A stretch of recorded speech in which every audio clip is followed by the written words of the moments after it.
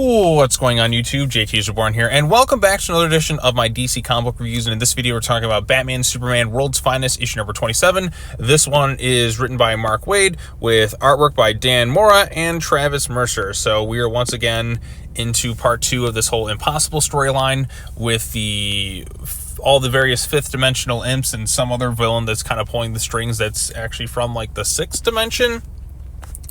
Whenever you bring Mr. Mxy's Bat-Mite and Bat-Mite and all these other types of characters into the mix, you're going to get something that's just so off-the-walls wacky that it's really kind of difficult to describe. You just kind of have to roll with it. So, I mean, there's a lot of great stuff in this issue. I mean, the first page is basically a giant tribute to Batman the Animated Series, that iconic, like, intro right there.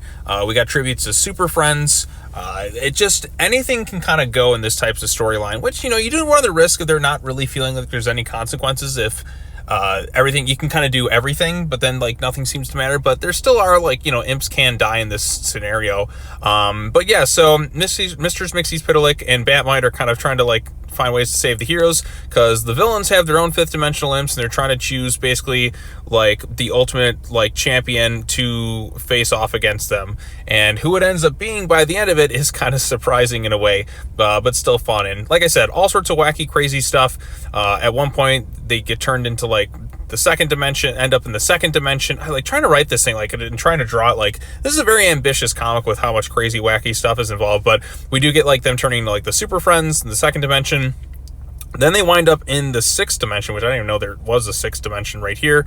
And then, like I said, they're trying to find out that this villain must be somewhere from there. Eventually, Mxy's Bat-Mite needs kind of a champion. So, given there's multiple variations of Jimmy Olsen all over the world that have existed throughout time and stuff, he creates like the Jimmy Olsen squad attack. And like I said, there's a giant like Jimmy Olsen. There's multiple arms, Elasto Jimmy Olsen, Werewolf Jimmy Olsen, and ultimately, like, once he's given like the powers of the fifth dimensional imp, because when Dick Grayson tried to do it, like, his mind couldn't really like handle it all. But Jimmy Olsen, because there's like subconsciously like his other variants, I guess, throughout the multiverse or whatnot, are able to kind of like take care of business. And so Jimmy Olsen's kind of the hero, but ultimately that leads to the consequences where this giant fifth dimensional or sixth dimensional imp has found his champion, and basically Jimmy Olsen is the one he wants to kind of kill off in the end. So a lot of crazy, wacky stuff going on here. There's some fantastic looking artwork. We get a variety of different styles. I mean, Dan Mora is one of my favorite artists at DC. Arguably, like, everything he draws is great,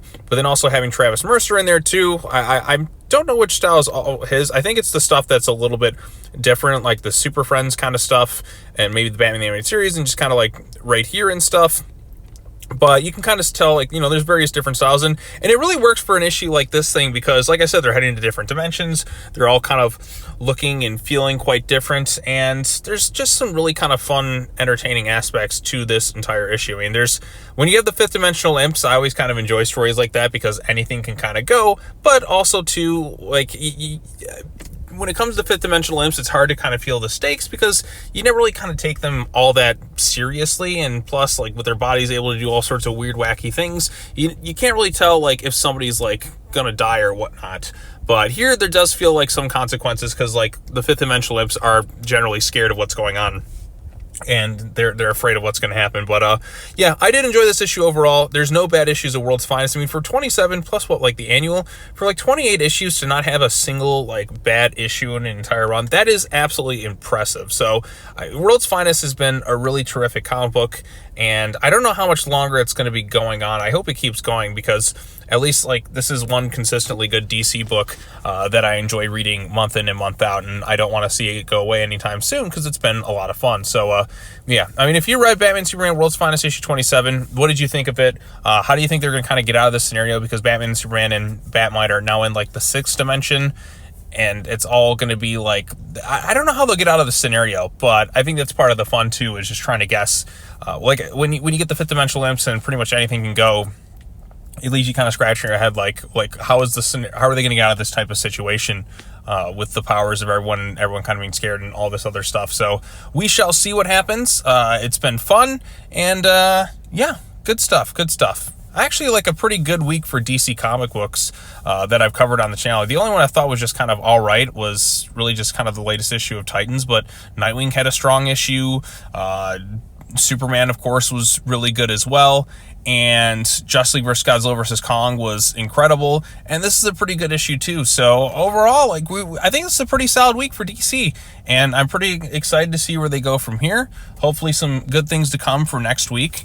But in the meantime, that should just wrap it up for the DC comic book stuff that I have for this week, unless I think of something else that I'm kind of missing. But yeah, overall a pretty solid week. So what did you think of this issue? Post your comments down below. Be sure to like this video, share it with your friends, subscribe to the channel for more content, hit that bell for notifications. I'll get some more videos out like tomorrow or something. But in the meantime, I just want to kind of get this video out just to kind of have something there. So yep, that's all I have to say. As always, take care now. Bye-bye then. I will see you all in the next video. Peace out.